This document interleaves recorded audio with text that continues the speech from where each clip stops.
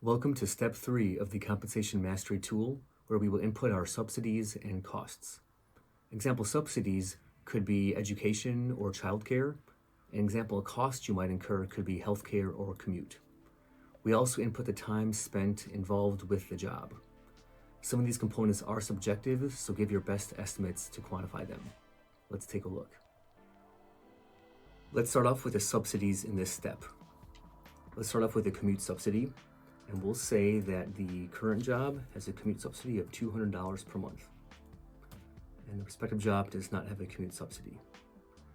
Next, let's say you have 2 children and the current job has a subsidy of $1,000 per month. Very generous for an on-site child care facility. And the prospective job does not have that. And lastly, let's put in an annual subsidy. So you can drop down monthly or annual for these, of up to $6,000 per year for higher education or certifications or coding classes, for example. Anything to further your career that the company would pay directly to that educational institution. And the prospective job does not offer that. We can also add additional lines here.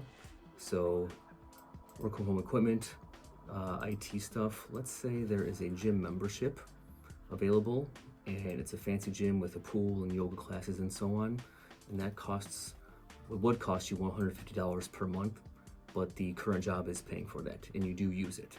If you didn't use it, you would put just $0. And it's important to know that for the subsidies, only enter them if you would actually use them.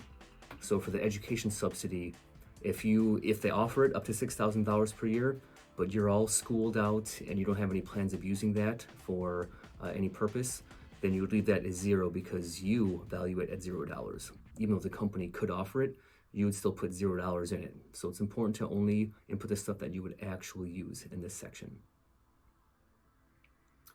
Next, we'll do healthcare costs. I've got a few links here to learn more about healthcare. It is a huge monstrosity of trying to learn about these things and get a handle around all the costs associated with healthcare coverage in the United States.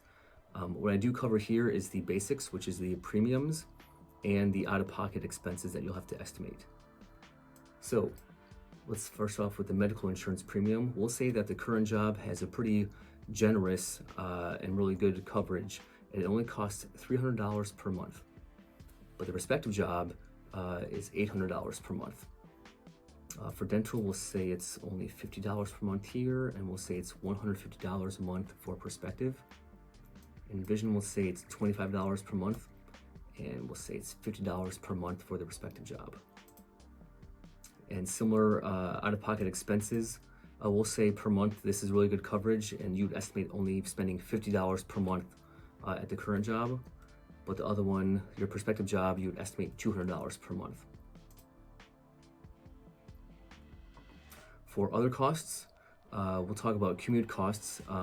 For the current job, we have that subsidy up at the top of $200. So we're going to put in that maybe commuting costs you $250 per month, so you end up only out of pocket $50 per month. And for the prospective job, we'll say it's a little bit more expensive. We'll say $300 per month. And we'll say that the current job is a hybrid job, so it only requires in-person in the office for 2 days per week.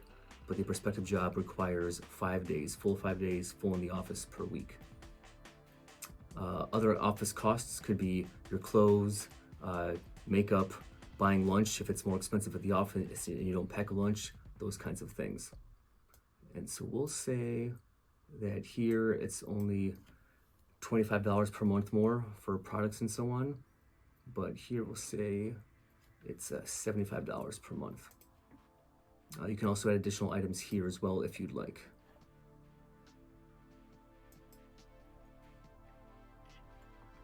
The time spent is the next category.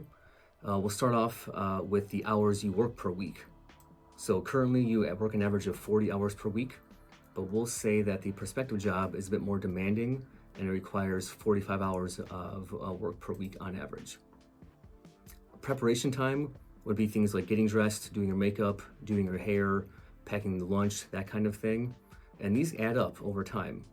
So here we have 4 options: minutes per day, hours per day, minutes per week, and hours per week. So use whatever metric is you're most comfortable with using. The math all works out on the app. So we will say it is minutes per day. We'll say it only requires 15 minutes per day on average for your current job, because again, it's only in the office 2 days per week. So you don't have to do the full get dressed, makeup, hair, and that kind of thing. But for the prospective job, let's say since it's full 5 days in the office, we'll say it's 45 minutes per day is required for your preparation time. Commute time, here again we have the same 4 drop-down options, and we'll say that the commute is hours per week on average. It's 2 days in the office per week, and we'll say it's a half hour each way. So that's 1 hour per day, and it's 2 days per week. So that's 2 hours per week you're spending commuting on your current job. But the prospective job is a bit further away. It's an hour away, and it requires 5 days per week in the office. So that is a 10-hour per week commute time.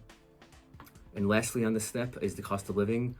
If you're not relocating, you just keep it as no and click next. But we'll say yes, we are relocating. And we'll say you're currently in San Francisco, California, and you're relocating to New York.